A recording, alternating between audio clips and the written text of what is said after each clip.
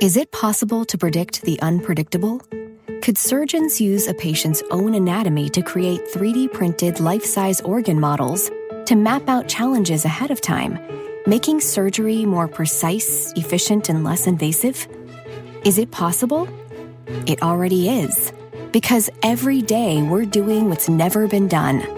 Learn more at mayoclinic.org/possible. Mayo Clinic. You know where to go.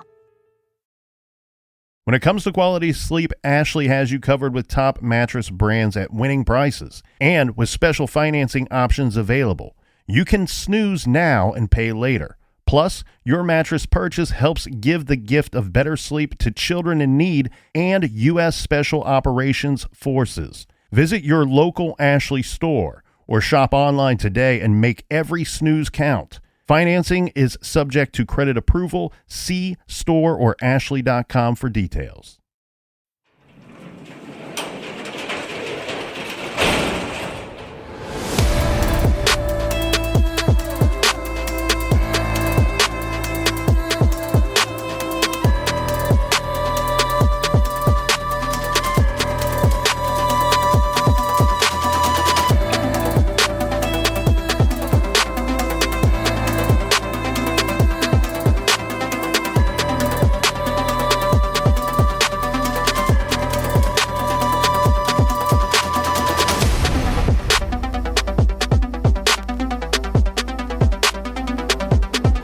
Welcome to True Crime Garage. Wherever you are, whatever you're doing, thanks for listening. I'm your host, Nick, and with me, as always, is a man that says, shut up.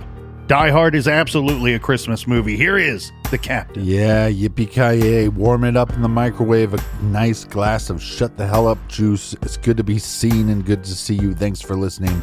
Thanks for telling a friend.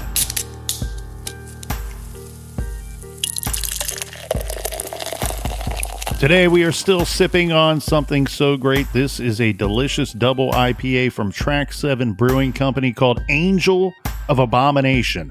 I go with the tall pint can, and this is just one of many great beers from the good folks over at Track 7. Check them out. Garage grade on this bad boy. 4 out of 5 bottle caps. And here's some cheers to our friends for helping us out with this week's beer run. First up, a cheers to Justin in Sheboygan Falls, Wisconsin. And a big we like your jib to Ann Paul in Asheville, North Carolina. And last but certainly not least, we have Kelly Howell in Conway, Arizona. Thank you all for helping us out with this week's beer run. If you want to help us out with next week's beer fund to fill up the fridge, go to truecrimegarage.com, click on the donate button. Yeah, BWERUN, Festivus for the rest of us. And that is enough of the business. All right, everybody gather around, grab a chair, grab a beer. Let's talk some true crime.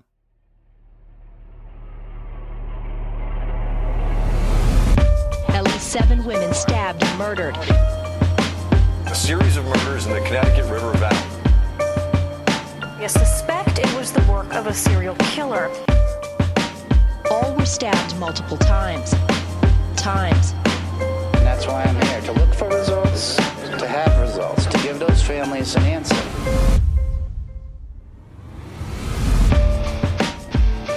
When we left off yesterday, Captain, we had gone through all of the victims, the ones that are believed to be connected to this Connecticut River Valley killer, and the ones that are debatable. We went into some of the evidence. We went into the great debate of if, in fact, one individual is responsible for all of these murders, or do we have a situation where we may have a couple people that are involved in some of these homicides here, working unrelated to one another.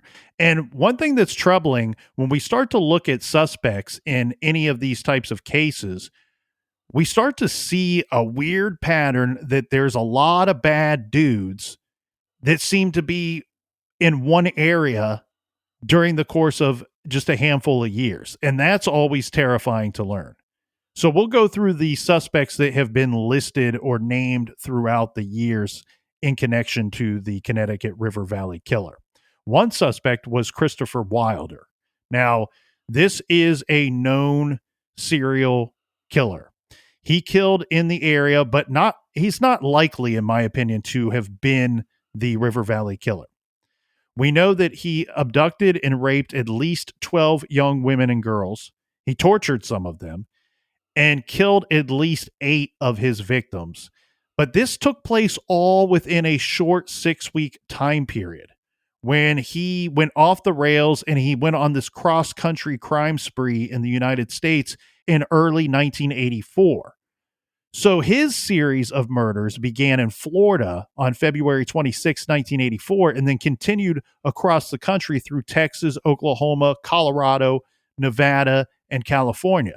And he had attempted abductions in Washington State and New York State before he was eventually tracked down and killed during a struggle with police in New Hampshire. Now, he's killed by police in New Hampshire on April 13th, 1984. So when you just factor in those dates, now there are people that suspect that he may have killed before he went on this 6-week long crime spree that led to many other victims. He's not in the New Hampshire area until he's tracked down by police when he's killed there in 1984. That also means that he would not have even been alive for some of the later attacks. Yeah, this guy's a real douche canoe shit princess, but it's hard to put him in that region during the times of those killings. Our next suspect is Edwin Town. He was looked at big time in a couple of these cases. This guy was no doubt a killer. Now, I don't know about Edwin being a serial killer. He may have been one in the making, in my opinion, but he certainly was a serial rapist. He is one of these horrible true stories where you hear that this dude gets out of prison and then he goes out and commits another horrible, violent crime. This guy, unfortunately, he's one of these dudes, man, that he was locked up. He had been arrested for a sexual assault, got in trouble. They knew that he did it. Then he goes out, he gets out of prison, goes out and commits another sexual assault. They arrest him. They throw him back in prison. He's supposed to be doing this lengthy prison sentence because he's a repeat offender. He's a violent offender. Right. And they let him out early. And then unfortunately, when he's out, he abducted a teenage girl and killed her. The victim's father, rightfully so, has been up front and center for all media, pointing out time and time again, look, if Edwin Town would have been forced to serve out his time to the sentence that was granted to him, he would have been locked up at the time that he abducted and killed my daughter. And so this one's, as much as Edwin Town is to blame, so is the parole board and the people that let him back out on the streets. Yeah, this is a huge stain on our justice system, and it makes it look pretty pathetic. Next on our suspect list, Captain, we have Delbert Tallman. Tallman, on May 20th, 1984, is suspected of having abducted 16-year-old Heidi Martin, who went out for a jog in Heartland, Vermont. The next day, her body was found in a swampy area behind Heartland Elementary School. She had been raped and stabbed to death. Tallman, who was 21 years old at the time, after he's picked up, Captain, he confesses to the rape and murder. And then he's brought to trial. However, he later recants his confession and then gets an acquittal.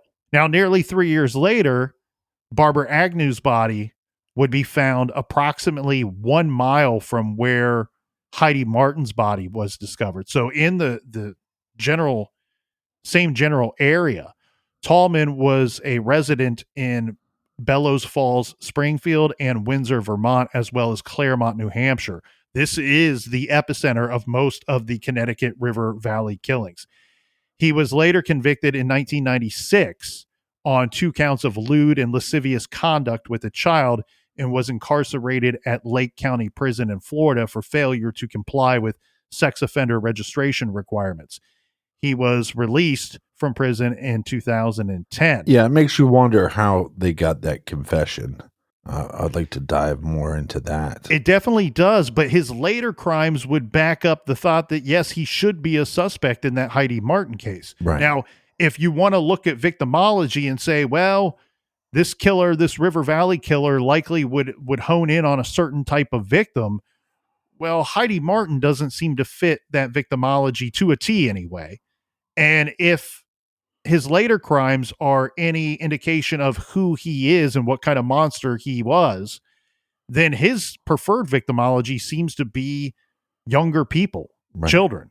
And he's acting on this. If he was guilty of the Heidi Martin case, he's acting at the young age of 21. So he's one of these people, just like the other two, where you can certainly put him on the list. There's good reason to put him on the list as a suspect in this case. But I think where you probably have to lean with Tallman is that you can't eliminate him. I can see reasons why to eliminate Christopher Wilder. He likely wasn't even in the area. He wasn't even alive when some of the killings took place. Right. Edwin Town looks better than Wilder. Tallman looks better than both of them. Yeah, and like you said, if his victimology, if the victims that he is looking for is of a younger age, then it doesn't make sense to me that this individual would be driving around as much as they would have to. Because look, I guarantee you, and I don't know what the percentage would be, but I guarantee you they're driving around and going to these spots and looking for opportunities a lot more. They're visiting those locations a lot more than they're actually finding opportunities and finding victims. And just how much driving could this person be doing if we do in fact have one individual that's responsible for the majority of these killings? You take a serial killer like William Suff, for example. He was driving around and trolling for victims so much, putting so many miles on his vehicle, that they said that he had to replace anywhere between 3 to 6 tires a year on his vehicle. Wow. So all of us just think to our own personal lives on how long it is between times when you have to put 2 or 4 more tires on your car. This dude, and likely whoever's responsible for a lot of these killings in Connecticut River Valley, they're changing out a tire almost every other month. Right. Because they're putting so many miles on their vehicle. They're spending so much time of their each day, each week, trolling around looking for a victim. For every one of these victims, this is fortunately and unfortunately all at the same time. For every one of these victims that we've named here today, there's likely 4 or 5, maybe more, that for whatever reason, he decided not to take a chance on. Right. Either he attempted to get him into his vehicle, or he pulled up and was getting ready to do something, but somebody else pulled up and he was interrupted. There's any number of reasons why other victims didn't look good enough, or the time just wasn't right to take them and make them a victim. One of the more popular suspects here, Captain, is a man by the name of Michael Nicolau. He is incredibly interesting to me. He's one of these guys that's a giant pile of shit that we should light on fire. I'm convinced this guy was a serial killer, and crimes that we know that he did will back a lot of that thinking up. So in 2005, he kills his wife and his stepdaughter and himself in Tampa, Florida. A St. Petersburg private investigator comes out, says that she is certain that there's a connection between Michael Nicolau and to 6 homicide victims from the Connecticut River Valley case. The problem with Nicolau is his residence was in Holyoke, which was about 90 miles from Claremont. Yeah, not so fast. Now, this PI, this private investigator, was able to determine that his wife, one of his wives, her name was Michelle, had relatives in this area.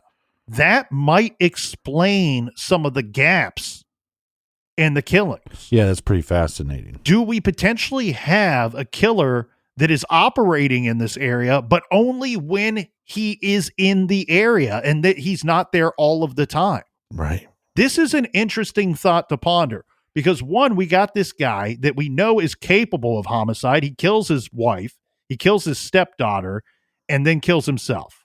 This is all during the course of a police standoff, but it goes a little more psychotic than just this guy losing his mind and taking his wife and stepdaughter hostage, and then in the course of a standoff, he kills them.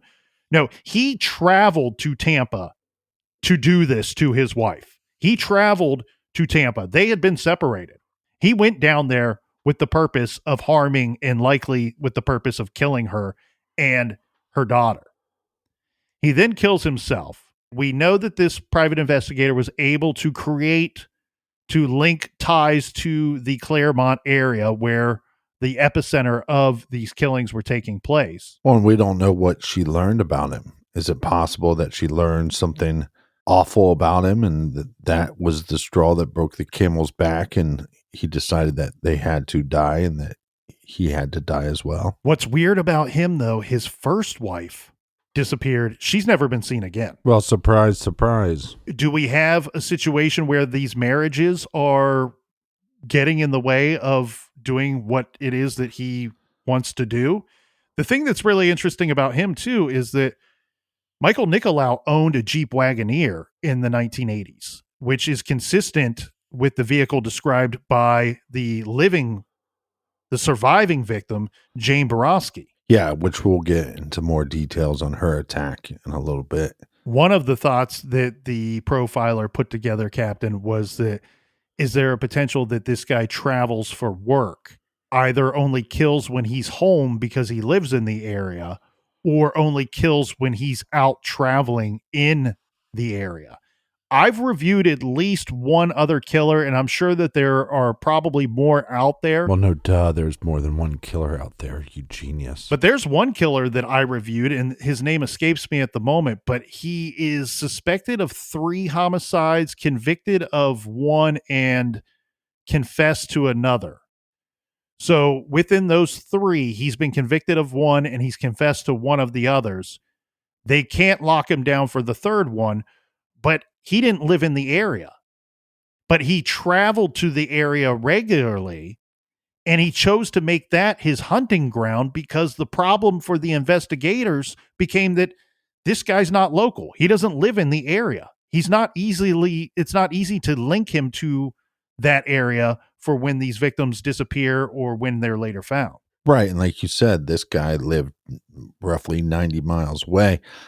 That's not that far of a drive. Especially if he has time and he has the means to get out and chooses to hunt outside of an area where he lives with the purpose of making it much more difficult to detect him as the actual killer. So like you said, there's a great debate whether these cases are connected or they're not. And in a lot of these cases, we just don't have a lot of details.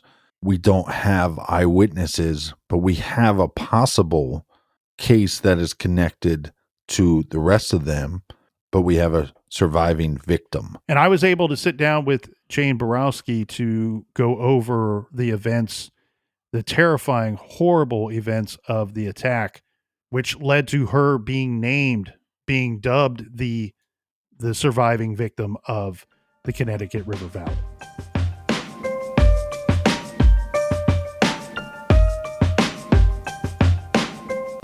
I was 7 months pregnant. I was just looking forward to being a mom. I decided to go to a fair.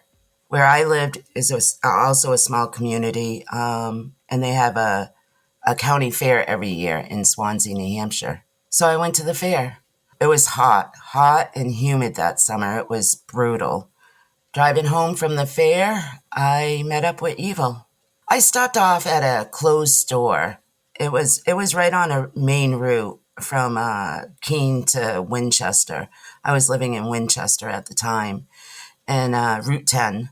I stopped at this closed store because they had a vending machine outside, a soda vending machine. So I just wanted to stop and grab a quick soda on my way home. And then you're met with this horrible experience, and this terrible man approaches your vehicle. You know, I hate to kind of try to crawl into the mind of this individual, but I really want everybody to fully understand the situation and how everything played out. So you pull into this closed store with the intention of, hey, I'm going to grab something to drink. Is it dark out at this time? Yeah, it was fairly late. It was, between 11 and 11:30 at night. The fair had just closed. Yeah, I pulled in. I grabbed my soda out of the soda vending machine, got back in my car. I opened the soda, took a couple of sips, and I was getting ready to pull out to head home. This Jeep Wagoneer pulled up beside me on my passenger side. And I didn't think anything of it. It was, there was the vending machine, and there was also a payphone next to the vending machine. So I really didn't think anything of it. I was getting ready to leave, and I see him walking around the back of my car. And next thing I know, he's at my driver's door, and he says, the payphone working? And right as he said that, he opened the door and tried to grab me and take me out of the car. I was so scared. I was screaming. I was fighting. I screamed so much and so hard that I broke blood vessels in my eyes. Somehow I got my foot up to kick him. And I was kicking him. And as I was kicking him, I kicked my windshield and smashed my windshield. Next thing I know, he takes a knife out and he said, maybe this will persuade you to get out of the car. So obviously it did. I got out of the car. He was just acting so calm. Like he wanted me to go with him. That was obvious. He wanted me to go with him. And I was determined I was not going with him. He had said that I beat up his girlfriend and said that my car was a Massachusetts car. And I was like, no, I didn't beat up no girlfriend. And my car is New Hampshire. My car has New Hampshire plates. And at this time, I'm thinking, oh my God, this guy's a whack job. What the hell? What does he want? I just couldn't understand. He started walking around the back side of my car. At that time, I didn't feel threatened anymore. I thought maybe he just confused me with somebody else. He looked at the plate, and then he started walking back to his vehicle on the other side of my car. And I'm thinking, oh, wait a minute. I have a smashed windshield.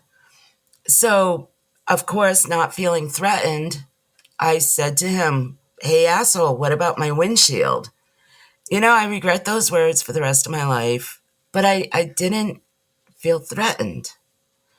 So he came back around and put the knife up against my neck. You had no way of knowing what you were dealing with in that moment. You think you're just, this is some guy. He mistook me for somebody that probably got into some kind of situation with his girlfriend. He's angry. He approached you. Either he figured out you're the wrong person, or you have no idea who this guy is in that moment. And then it sounds like you pissed him off. I didn't know what he was capable of doing. I had no idea why he was even there or why he was approaching me. I mean, this was a small community, Swansea, New Hampshire. Virtually no major crime in 1988. A safe community. And don't forget, back then in 1988, there was no cell phones. There was no social media. I didn't know about these other cases. I didn't know that there was a serial killer hunting New Hampshire and Vermont. I had no idea. So when he came back around the car and he put the knife up against my neck, I saw a vehicle was driving by the store. And I knew the only way I was going to get out of that situation was to run to the road and scream and try and get their attention. So I did. I just dashed. I started running to the road. I was screaming, and the car just went right by. Next thing I know, he tackled me down on the ground like a football player, like right on the pavement. And he got on top of me. I was on my back. And he just proceeded to stab me. Was just stabbing uncontrollably. I ultimately was stabbed 27 times. And I was doing everything I could to protect my baby. So I have a lot of defensive wounds on my hands. All of a sudden, he just stopped stabbing, and he got up and he walked away. And I could hear him walking away, like not running or anything like that, just walking away. And I'm thinking to myself, oh my God, I can't believe this just happened, for one. And I'm like, where is he? I couldn't see him. I heard the vehicle start driving. By this time, I knew I needed to get help. So I rolled over onto my hands and knees, and I started getting up, and I could just hear the the blood just gushing out of me. I happened to look up and he just drove right by and looked right at me. And I looked right at him. But he didn't rush. It was just a slow drive by my head. And then he drove off. Obviously, my body went into shock and I just knew I needed to get help. So I had a friend of mine that lived right on that main road, Route 10, about 2 miles down the road. So I said, okay, I'm going to go to his house and he's going to get me help. So I got in my car. I started driving down the road, and before I knew it, I was driving right behind him. And I was like, oh my God, he's going to know where I'm going to pull off. He's going to see where I'm pulling in. And I just, fear all over again. I pulled into my friend's house and he came right to the screen door. And he said that, I told him, I said, some asshole just stabbed the shit out of me. I need help. And I collapsed on his steps. And then a few minutes later, well, not even a few minutes later, a minute later, all of a sudden we hear the vehicle drive back by the house and like squealed its tires, like almost slammed on his brakes, and then took off. So we know it was him. He definitely knew that I was at somebody's house getting help. Your attacker is aware that you survived the attack. Is he aware that, to your knowledge, best to your knowledge anyway, is he aware that you survived the attack before he leaves the parking lot of the closed store? Well, he knows that I was getting up. I was trying to get up and get to my car. And I believe he knows I was behind him. Mm-hmm. Otherwise, he would have never turned around and came back. When you were in the parking lot, when did you become aware of the other vehicle? Do you see him pull in, or are you only aware once he pulls up next to your car? Yeah, pretty much when he pulled in and parked right next to me. I mean, like I said, I didn't really pay much attention to it. The soda machine was there, a payphone was there.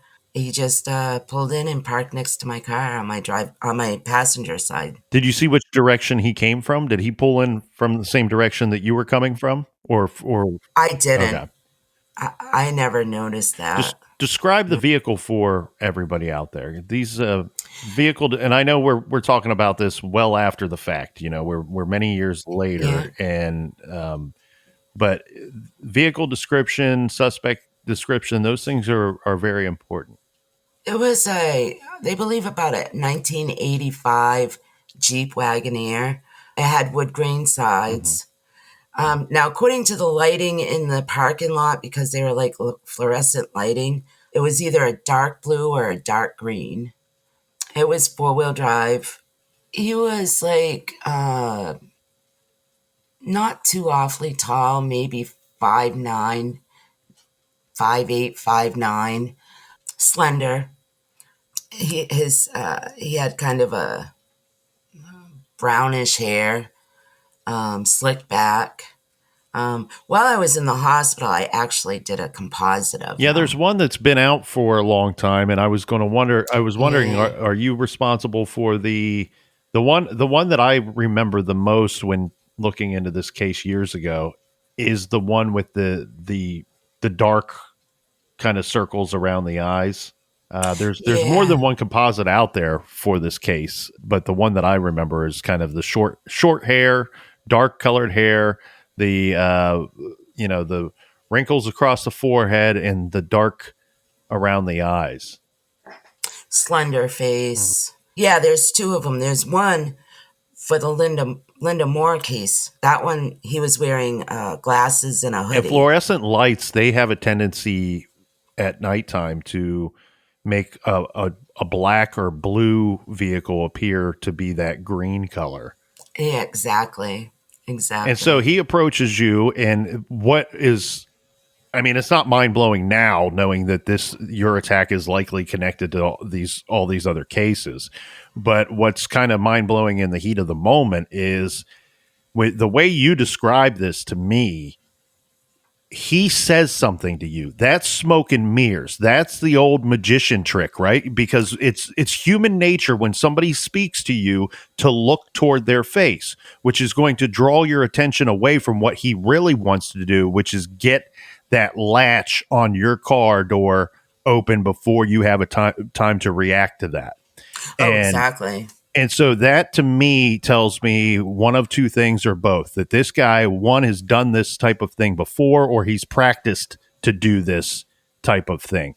But for whatever reason, and we will never know until he's caught, but for whatever reason, you survive this attack because he leaves. And as you said, we believe he doesn't think that he's killed you at this point when he decides to leave. Or do you? I believe I survived because I didn't go with him. He really wanted me to go with him. And like the other victims of the Connecticut River Valley murders, they all went with him, whether it was willingly or he forced them to go with him.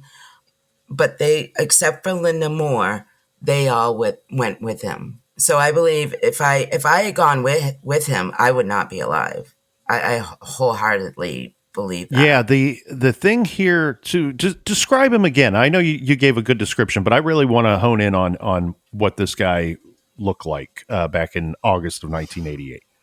It's hard for me to describe because, I mean, it was 34 Right. years ago. You know, I can remember his manner, how he carried himself, which was very cool and very calm and not nervous. I believe he's done this before me. Not his first rodeo. That's And for obviously sure. you're fighting for your life. You're the adrenaline kicks in. You're not so much paying attention to him and taking notes on what he looks like. But was there anything in particular that was that stood out to you about him and his appearance or his clothing or anything that was very distinctive? Well, I remember way back when the detectives were questioning me and when I was hypnotized, he had no smell to him. So he wasn't a dirty man. He didn't have any body odor smell or anything like that, which was unusual, especially being such a hot, humid summer. So they felt like he was obviously a clean person. I don't remember him. I remember him wearing dark clothing, but exactly what kind of dark clothing, I really don't remember. See, I wish I had paid attention to these details at the time. But again, I didn't realize what he was going to do. There's a lot of little details I wish I remembered, but I don't.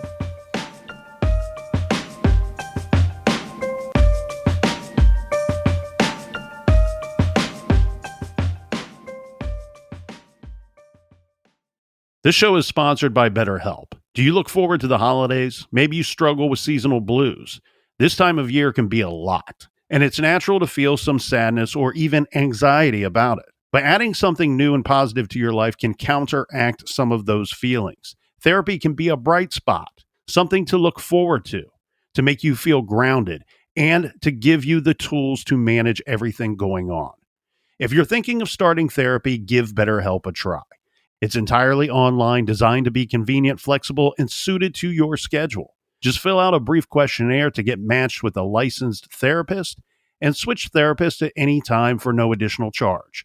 Find your bright spot this season with BetterHelp. Visit BetterHelp.com/garage today to get 10% off your first month. That's BetterHelp, HELP.com/garage. Is it possible to predict the unpredictable? Could surgeons use a patient's own anatomy to create 3D printed life-size organ models to map out challenges ahead of time, making surgery more precise, efficient, and less invasive? Is it possible? It already is, because every day we're doing what's never been done. Learn more at mayoclinic.org/possible. Mayo Clinic. You know where to go. Dreaming of overseas adventures or connecting more deeply with family from afar? Rosetta Stone bridges the language gap. I've tried others, but Rosetta Stone's immersive lessons and voice feedback technology are game changers. Dive into 25 languages by learning intuitively, just like when you were a kid. And here's the holiday sparkle. Grab a lifetime membership now and save 50%. Gift yourself the world. Head to rosettastone.com now and save 50%.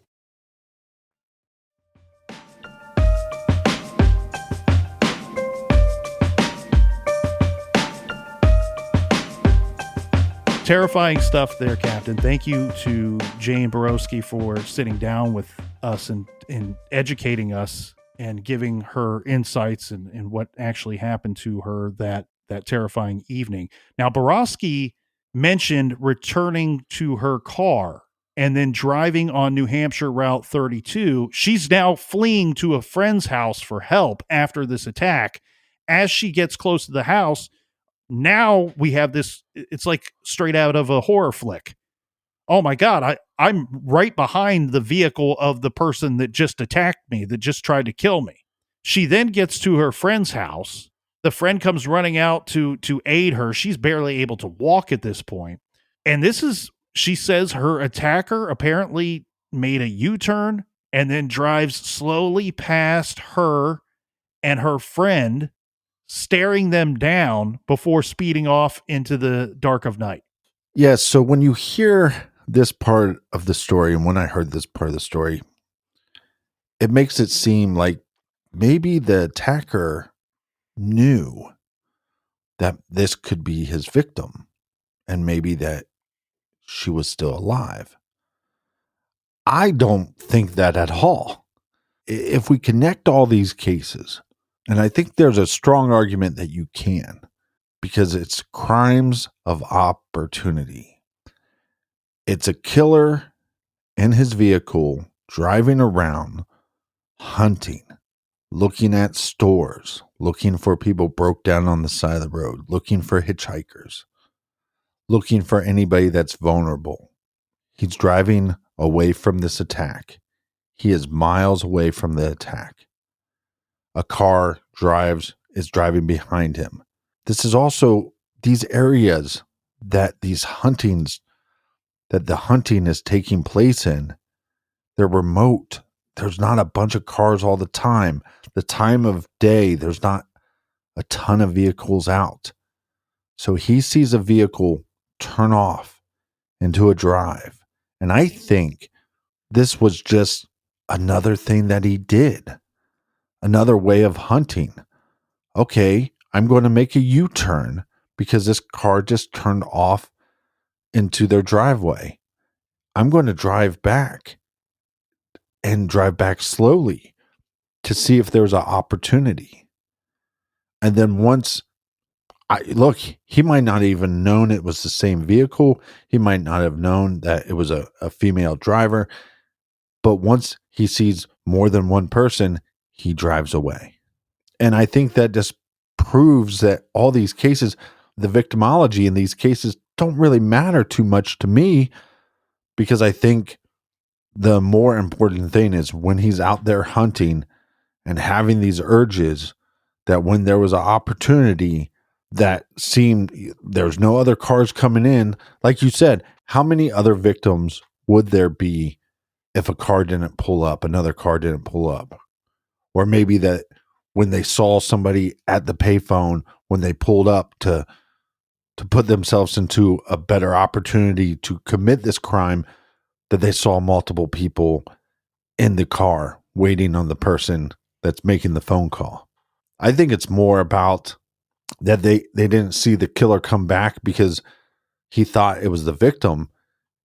I think he was looking for another victim. Yeah, you could certainly make a strong argument for both sides of the fence here, right? We know that with other killers, that when they set out to do something, a lot of them have to do that. They have to achieve that before they are done hunting for the day. We know that to be the case in several other serial killers. So we have the experts here who say, all right, well, if Jane Boroski's case is in fact connected to these other ones, well, it's only different.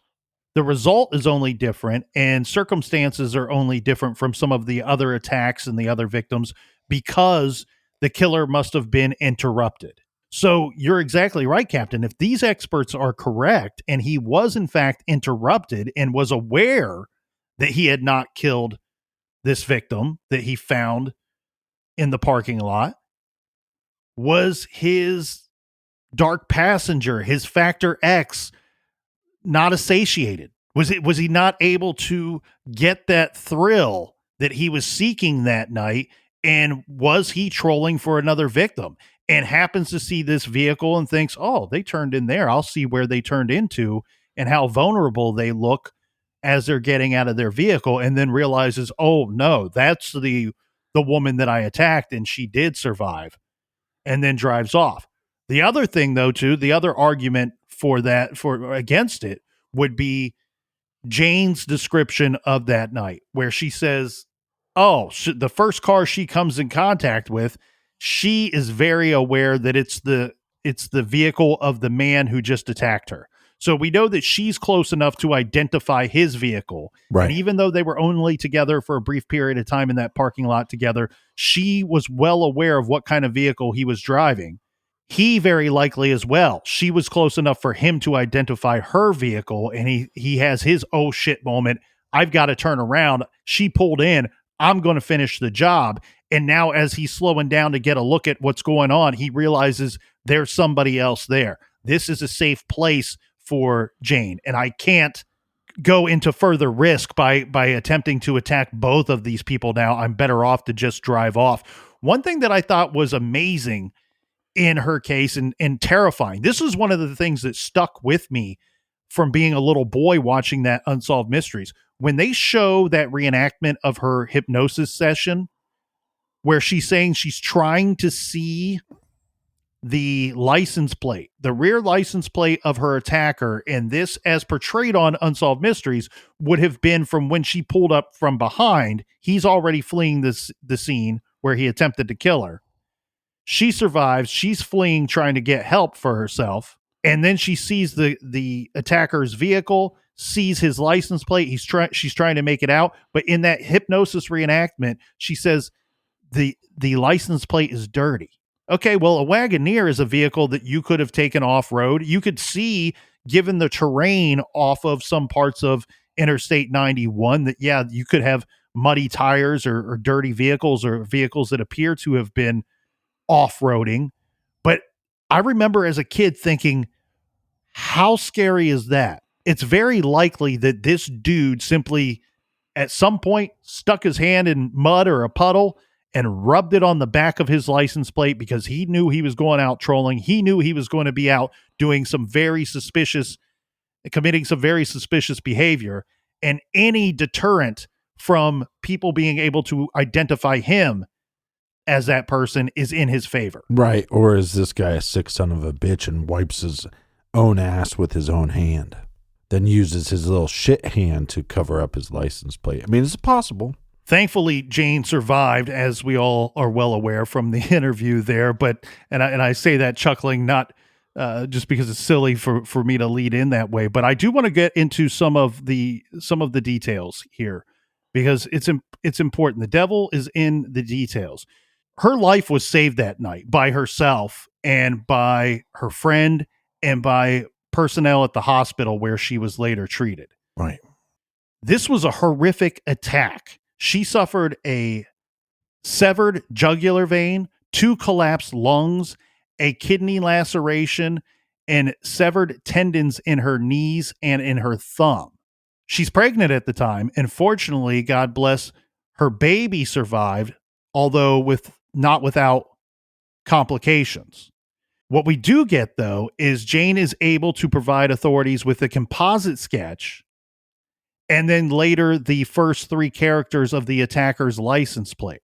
There are many that believe, given the manner of her attack, the weapon being a knife and the location in which it took place, that Jane's case is absolutely connected to some of these other cases. I personally believe that it's connected to some of these other cases too, and I say that simply because of the nature of the attack, the vending machine and the payphone. And I know that sounds silly, but we cannot discredit the fact that in 2 of the other cases, there is a payphone. Now, we know that Jane didn't use the payphone, but to me, it is almost mesmerizing. And in some forms, possibly even brilliant, if that was purposely done. In the reenactment on Unsolved Mysteries, and again, it's just a reenactment, that we don't know how much truth is in that. We can't say that it 100% went down that way. But when the attacker asked her about the phone, is that payphone working? And then immediately opens up her car door. That's almost like a magician's trick, a little sleight of hand, right? I'll start talking so your eyes move up to my face, up to my mouth where the words are coming out. And in the meantime, I'm moving my hand toward that car door, which you do not want me opening up that car door.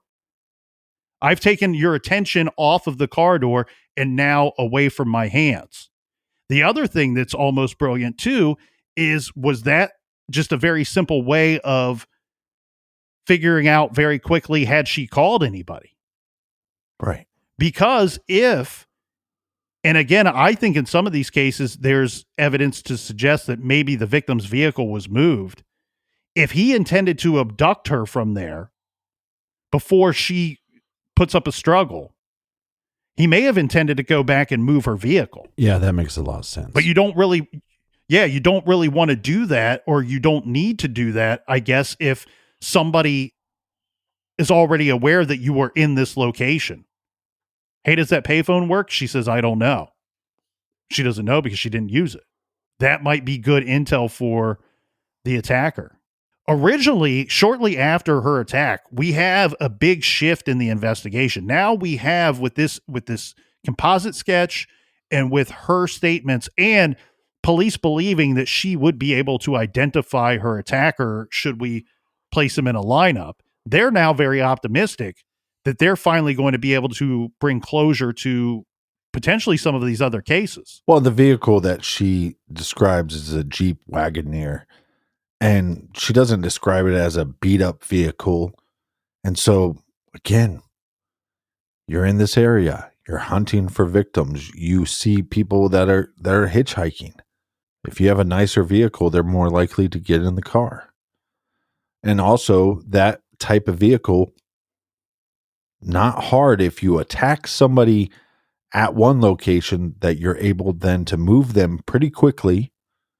It's not like it's a two-door sports car and it'd be difficult to get a victim in and out.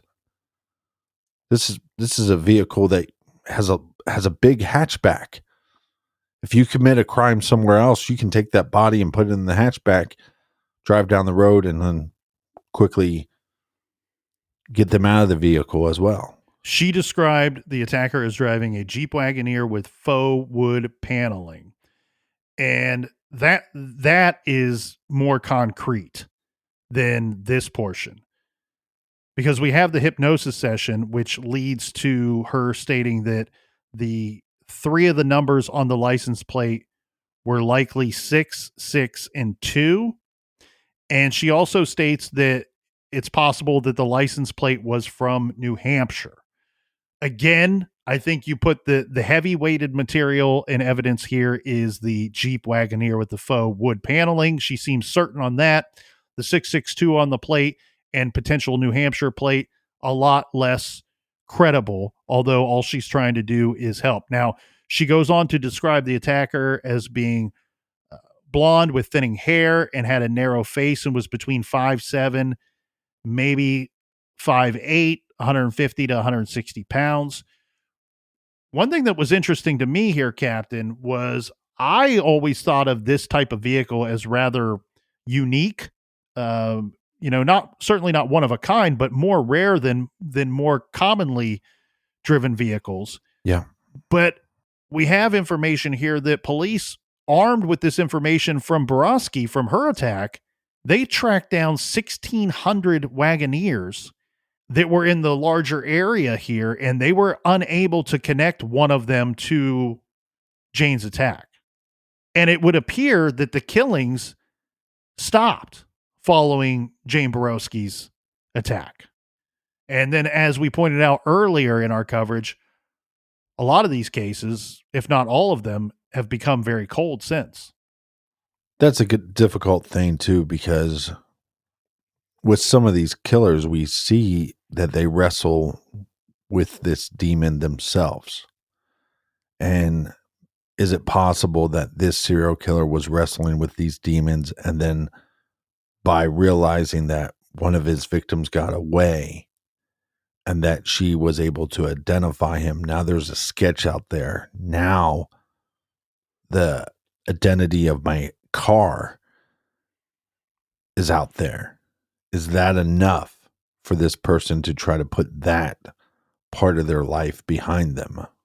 And not only put that part of their life behind them, but if they weren't even local to the area, right, and chose this as their hunting and their killing ground, maybe they then say, you know what? It's gotten too risky. It's gotten a little hot here for me. I need to move on and pick another area. Start operations up in another location. Well, and what I would like to know too is, out of those vehicles that you were able to identify as law enforcement, which of those vehicles were sold? Because I could see somebody going, well, I was identified, my vehicle was identified, I am going to sell this vehicle. You'd also like to know the details of the tracking down 1,600 Wagoneers. Right. What does that in fact mean? Does that just simply mean, oh, we got pulled up records on 1,600 Wagoneers and none of them had a 662 license plate, so we moved on? Or does that mean boots on the ground, actually going out and talking to the owners and looking at the vehicles? Yeah, the other difficult thing in this case, and it was talked, I think, a little bit. I mean, I watched so many different things on this case, and like we said, it was on Unsolved Mysteries. But I believe at some point, Jane claims that she believed that she knew the identity of her killer. Yes, and she cleared that up when I spoke with her, because what had happened over the course of some years was Michael Nicolau, the man that killed his wife, his stepdaughter, and then himself in December of 2005. And keep in mind, his first wife had disappeared. He suspected for being responsible for her disappearance. And many believe that he killed her and was able to tuck her away somewhere that nobody's been able to locate her remains. At one point, Jane does identify Michael Nicolau as the man that attacked her that night. And for a lot of people, that was the final solution. Okay, case closed. This guy that killed himself is responsible for a lot of these, if not all of these homicides that went unsolved, and responsible for the Jane Boroski attack. There are several people that think Michael Nicolau is good for all of these. I think there's a good chance that he could be responsible for some of them. But Jane says, look, she changed her mind later that Michael Nicolau was not the man that she saw that night. And she says that she simply felt pressured by other people to name him as her attacker. And she did name him, and she faults herself, but she says, look, I was vulnerable and I felt a little bullied and I felt pressured to name him as my attacker. And she said that for maybe a portion of her life, she even believed it herself or convinced herself that Michael Nicolau was her attacker. She now says, all of these years later, no, it was not Michael Nicolau that attacked her that night. When you can't fault her for anything, because the amount of trauma that she went through with the attack and then after the attack, and again, lucky to be able to deliver her child, but then her child has repercussions of the attack, and what your life must be after something. I mean, could you imagine? She stopped to get something to drink on her way home. No big deal. And within that small time frame, she is confronted with a monster. The fact that she can even get up and get out of her house ever is a huge win. Because I don't know how somebody could go through that and find the strength to trust society again. Well, and that's what's so terrifying when you review these number of cases that we just did in this coverage of this Connecticut River Valley killer, whether or not these attacks are connected. It's terrifying to review it because you can go, all right, well, 3 of the victims were hitchhiking, and not the victim blame here, but every one of us does this. When you review these things, you go, okay, well, it's not very safe. That's a dangerous thing to be getting into a stranger's car, especially if you're a woman out walking on a road by yourself or you're in an area that you're not familiar with. But in Jane's case, it's likely a pregnant craving that nudged her to stop and pick up a soda on the way home. She's just minding her own business. She's just a young woman living her normal life. And then out of nowhere, she's attacked in a parking lot and damn near killed. There is a lot of work. And one thing that is good in this case, Captain, it has received a good amount of coverage.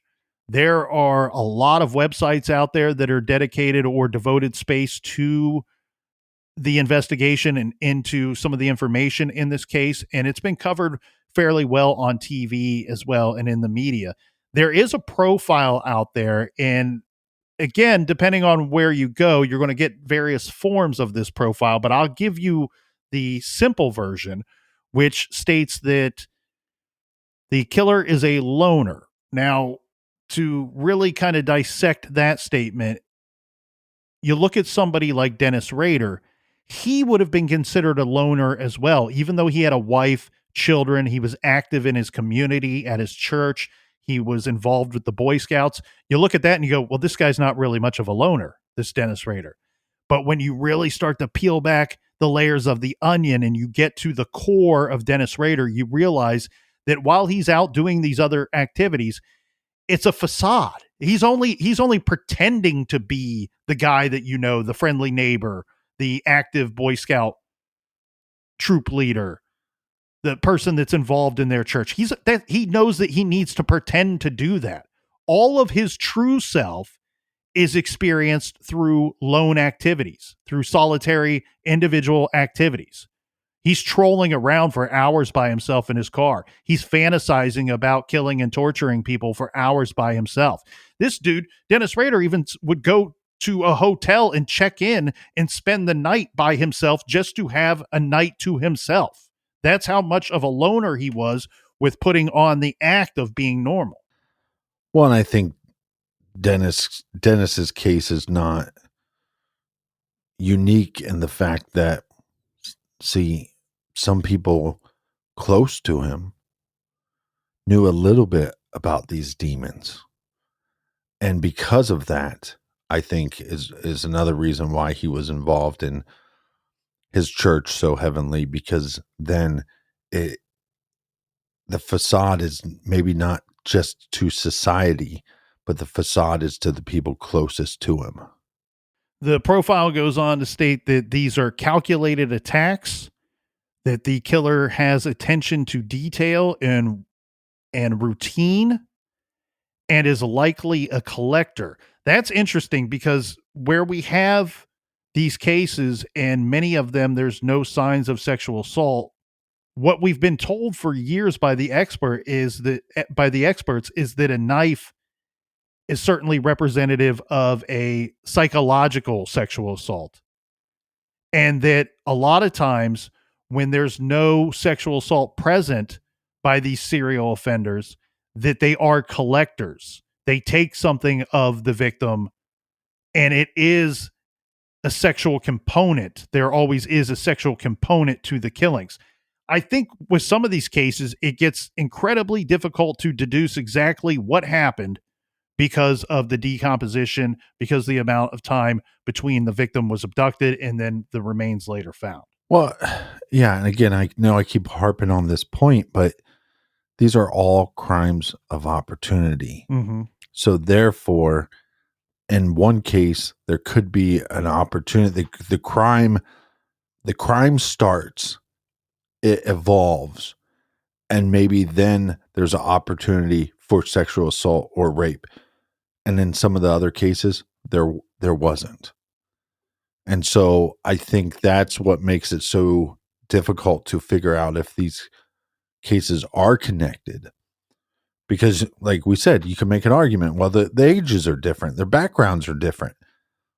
But to me, that all goes out in the wash, and it's the hunting ground. Are they within that hunting ground? And if they are, then it's a possibility that it's the same killer. The killer in their normal life will experience outbursts of rage, will have strange relationships with women, or the inability to have real, true relationships with women. His father was either abusive or absent. His violence shows he could be recreating an early experience or reacting to an early life experience. A lot of times with these serial killers, you see that they have multiple wives. Well, that's a sign that they can't keep a long-term relationship. And I think sometimes these people get married. Again, like you said, it's a facade. You start to see the real person once you live with them and spend that amount of time with them. And they can only keep up the act for so long. And you're right. He may have the ability to get himself into a relationship with an adult woman. He just does not have the ability to maintain that relationship. The killer will have a history of voyeurism. This is one that any type of serial offender, especially if there's a sexual component, you're going to see some kind of voyeuristic behavior before the killings start. It's all, I mean, you can almost slap this on every single one of them because you see it time and time again that either this would be a peeping Tom situation or exposing themselves to someone. We've seen it time and time again where there are these types of behaviors that lead up to eventually murder or a series of murder. This suspect is reliant on his car or vehicle and spends a lot of time, a lot of hours on the road. That is just echoing what we've been saying all along when we look at this victimology here. The suspect spends so much time driving that driving is a form of therapy or self-hypnosis for him. Again, just backing up what we were saying earlier. In the book Shadow of Death, The Hunt for the Connecticut River Valley Killer by Philip Ginsberg, he creates this book. He wrote this book with a lot of help from psychologist John Philpin, who is the one that is featured on Unsolved Mysteries. Now, John, in the book Shadow of Death, gives a much more extensive and thorough suspect profile in chapter 23. The profile takes up the entirety of the chapter. I recommend checking out that book, especially that chapter, as it's very interesting if you find yourself eyeballs deep in this case and want to learn more. One thing that I thought was intriguing here, Captain, was an editorial in the Claremont paper that I think, while it's quite elementary, it sums up this killer very well, and in fact sums up many serial killers out there. And it reads as follows: he's a man who took the innocent at random and killed without reason, and then went hunting for the opportunity to do it again. These cases are always going to be debated whether they're connected or not until we solve one, and that might then lead us to be able to connect the other cases together or eliminate them from being connected together. Also in these cases, Captain, the cases not just that we talked about here today in the garage, but cases that are serial killer cases, we usually throw out the possibility of a deathbed confession, and rarely do we ever get one. Sometimes you have confessions of evil men once they are caught. They come clean with investigators. Dennis Rader comes to mind, Ted Bundy, even though he lied a lot, and even one of Texas's most evil of all time, Kenneth McDuff. They come out, they tell you about additional victims, they tell you how to find victims, they tell you what they did and how they did it. One such deathbed confession, a lesser known one, was a case that we covered, the still missing person case of Judy Martins. We discussed a deathbed confession there, not in Judy's case, but connected to her case when William Posey finally admitted to abducting and killing Iris Brown in 1981. He admitted this in a deathbed confession. The Judy Martins case is very intriguing, and anyone that wants to give that a good garage listen, check out our 2 episodes, numbers 522 and 523, titled Missing on Campus. So those are just a few examples of how such confessions in cases that we've covered come about. And with the William Posey confession, very much a deathbed confession. He was terminal and wanted to try to fully confess his sins in an attempt to get right with God before dying. So while it's rare, deathbed confessions do actually happen, and we have one in this case, believe it or not. Now, Ben Montgomery wrote a beautiful piece for the St. Petersburg Times, now owned by Tampa Bay Times, but his story was so masterfully told and in a very story-like manner, so I didn't want to change it up too much here. So let's review and explore Ben's story. And it starts off with, "I'm going to hell, Cindy. I'm going to hell. Gary Westover was pale and sweating. Maybe he was on drugs. Maybe the nightmares that robbed him of sleep that caused him to wake up screaming and soaking wet were now robbing his mind. Westover was full of hell and fire. He had been paralyzed in a driving accident, leaving him with partial use of one arm. He lived his adult life in a wheelchair, collecting disability checks and peddling drugs on the side. The leaves outside were changing that fall of 1997, and Westover felt as if he wasn't going to make it to winter. The 46-year-old was dying. He called his uncle, the person he trusted most. He needed to confess. His cousin and uncle sat down. His cousin took his hand. 'I'm going to hell,' Westover said. 'Don't say that, Gary,' said his cousin, Cindy. 'I've got something to tell you, Uncle Howard,' he said. Uncle Howard was Howard Minnan, a retired sheriff's deputy in Grafton County, New Hampshire. Before Westover could continue, his Uncle Howard told Cindy to leave the room. The two men spoke while the women of the family waited in the kitchen. When Uncle Howard emerged, his face was cold and stiff. In the following days, he shared the details of the conversation with his wife and daughter. Westover told his uncle that 3 of his buddies picked him up for a night of partying. They loaded his wheelchair into a van. They insisted that he go with them so that he was culpable, recalled his aunt. His Aunt Louise goes on to say, quote, "He had no choice, but they took him over in the van with his wheelchair. They made him be there," end quote. Westover told his uncle that he and 3 men abducted a woman, butchered her, and dumped her body off a back road. His uncle wrote the names of the 3 men on a scrap of paper, then called the authorities. His family goes on to back him up. Howard Westover eventually passed away, but his family goes on to back him up, saying that he was hurt more than anything, the uncle that informed the authorities, because he reaches out to police and he says, "Look, I have this information from my nephew who passed away, making a confession that 3 of his buddies picked them up and they abducted and killed a woman and dumped her body."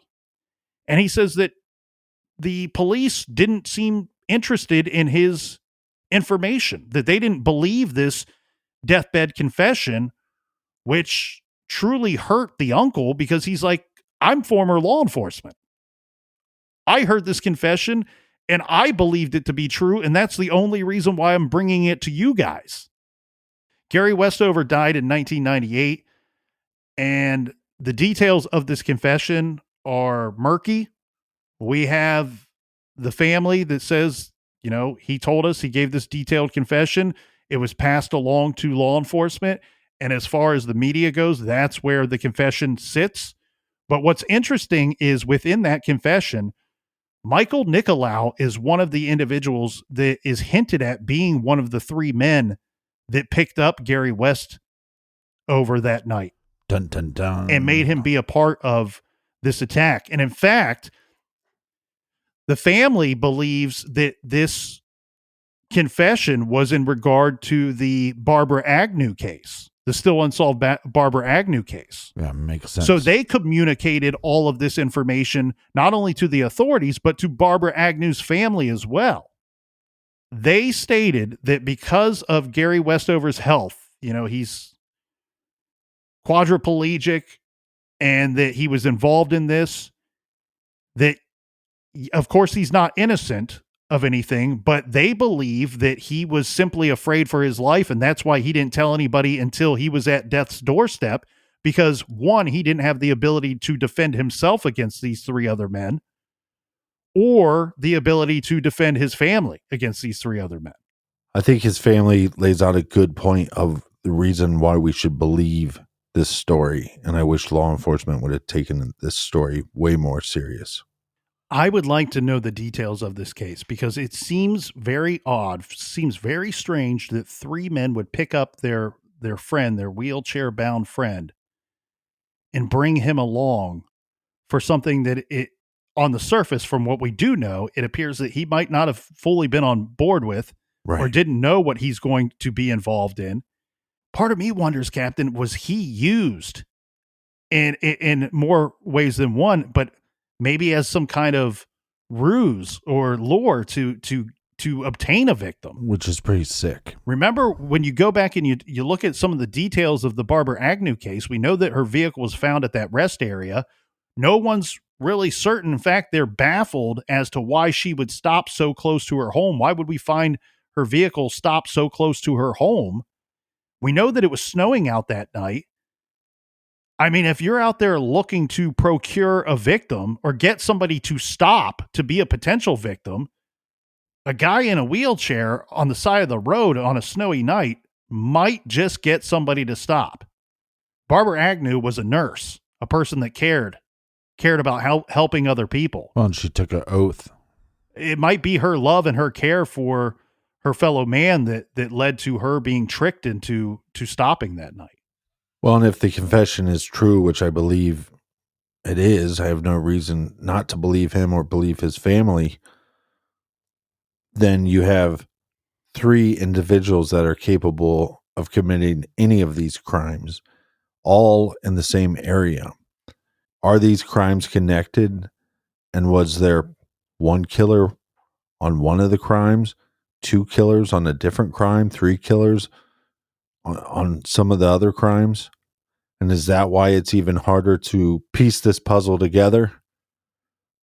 Because sometimes you have one killer and sometimes you have multiple killers. And do not let the Westover deathbed confession deter you or anyone else from bringing information to the authorities. Because while all of these cases sit very cold at the moment, we are reminded by both the New Hampshire and the Vermont State Police that these are considered active homicide investigations, that if there is a lead, if there's new information, they're going to follow up on it. In the Westover case, we simply do not know the details of that confession. Did, in fact, when the information was provided from the Westover family and made its way to law enforcement, were they able to check very quickly that one of those names or some of those names that were of those men that were named by Westover, that it was proven quickly that they could not have been in the area, or that Gary Westover was simply mistaken? He did have a history of drugs and drug abuse. And so again, we don't know the details of that case. So I wouldn't go so quickly out of the way to discredit law enforcement here. Again, if you have any information at all in one or any of these homicide cases that we've discussed here today, or any case that you think may be connected in any way to one of the homicides that we discussed here today, the Vermont State Police and the New Hampshire State Police are still actively seeking leads in all of these cases. Please reach out to them. At least 7 women stabbed and murdered. A series of murders in the Connecticut River Valley. You suspect it was the work of a serial killer. All were stabbed multiple times. And that's why I'm here, to look for results, to have results, to give those families an answer.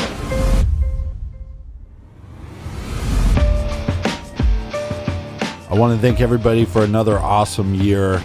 Such an awesome year of support and love from you guys. Colonel, do we have any recommended reading? This week, we are asking that you check out Jane's podcast, the Invisible Tears Podcast, From Trauma to Healing. That's the Invisible Tears Podcast, available everywhere you get podcasts.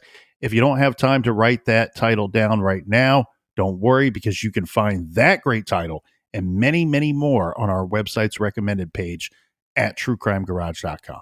And we hope you have a great holiday season with your family and friends. We will be doing so, and we'll be off next week, but we'll We'll see you here in the garage next year. And until then, Be good, be kind, and don't litter.